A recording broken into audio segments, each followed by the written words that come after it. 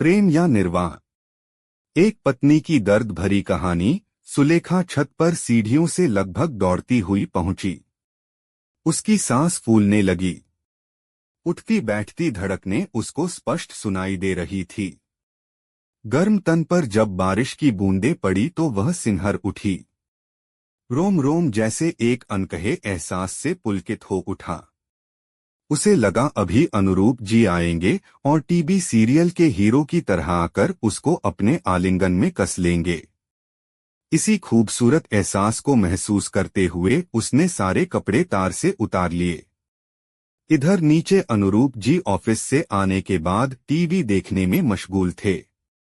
सुलेखा कपड़े दोनों बाहों में भरकर नीचे ले आई। एक उछली सी नजर से अनुरूप जी ने उसकी तरफ देखा और फिर से टीवी स्क्रीन पर नजरें चिपका लीं।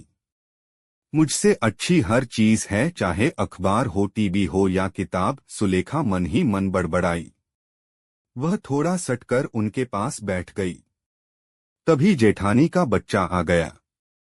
चाचू आज मेरे लिए चॉकलेट नहीं लाए, उसने रोते हुए तोतली जुबान से कहा। अभी चल रहा हूं, कहते हुए उसने बच्चे को गोद में बैठा लिया और निकल गया बाहर बच्चे को चॉकलेट दिलाने। सुलेखा ने गहरी सांस ली। अब उसके मन के रोमांटिक भाव काफूर हो चुके थे। फिर से मन पति के पीछे दौड़ने लगा। कितने सपने देखे थे उसने पति के लिए कि विवाह के बाद अनुरूप अपने नाम के अनुरूप ही उसका ख्याल रखेंगे, उस पर किसी फिल्मी दीवाने प्रेमी की तरह जान छिड़केंगे। बिल्कुल उसी नीले बड़े घोड़े वाले राजकुमार की तरह जो अक्सर उसे सपने में अपने घोड़े पर बैठाकर दूर खूबसूरत वादियों में घुमाने ले जाता और उसके गेसुओं की छाव में बैठकर उसकी नजरों से नजरें मिलाकर न जाने कितनी ही अनसुनी बातें कर जाता। बहू आज खाने में कुछ हल्का सा बना लेना, ज्यादा गरिष्ठ भोजन ठीक नहीं रहेगा रात में। सुनकर सुलेखा चुप रह गई और प्रत्युत्तर में बस गर्दन ही हिलाई। सुलेखा सोचने लगी, रात के व्यक्तिगत पलों में अनुरूप के पास उड़ेलने के लिए प्रेम का अथाह समुद्र होता है जो भोर होने से पहले ही सूख जाता है और उस दलदल में सुलेखा का वजूद जैसे कहीं खो सा जाता है। प्रेम भी अजीब सा होता है, बस थोड़े से ही में खुश। प्रियतम अगर प्रेम भरी निगाह निगाह से मिला ले तो सारे सिकवे गिले और दुख दर्द दूर हो जाते हैं। लेकिन ऐसा प्रेम जिसे वासना के अतिरिक्त और कुछ नहीं कहा जा सकता, वह नाभि के नीचे से ही शुरू होता है, आंखों से उसका कोई लेना देना नहीं। दो पल हाथों में हाथ डालकर साथी के साथ 4 कदम चलना जैसे कदमों को नई ऊर्जा से भर देता है। धीरे धीरे सुलेखा का मन पीछे को खींचने लगा, क्योंकि प्रेम एक जगह एक बंधन में रुकता ही कहाँ है। वो तो पागल पवन सा समधुर धुन सा बस बजता ही रहना चाहता है।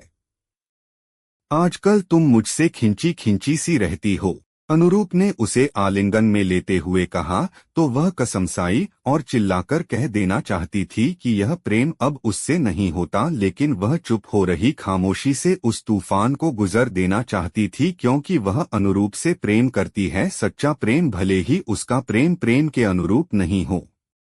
तुमने कभी पूछा नहीं मुझे क्या पसंद है, सुलेखा ने अपना पल्ला ठीक करते हुए कहा। अरे इसमें पूछना ही क्या, हम तुम एक ही हैं न। दो जिस्म एक जान, अनुरूप ने करवट लेकर अलसाई आवाज में कहा। प्रेम के बीच फिर से यह जिस्म शब्द आने से उसका मन विचलित हो गया। वह खामोश हो गई, उस नदी की तरह जो तूफान लिए होती है। और खामोशी भी, सबकी अपनी अपनी परिभाषाएं हैं प्रेम की, लेकिन क्या निर्वाह करना अपने प्रियतम से भी प्रेम है या कुछ नहीं। धीरे धीरे सुलेखा 2 बच्चों की मां भी बन गई, उसी वासना भरे प्रेम से, लेकिन अब उसका प्रेम ममता का रूप ले चुका था। अब वह किसी प्रेम की तलाश में नहीं रही, क्योंकि आकर्षण समाप्त हो चुका था और प्रेम तो था ही नहीं।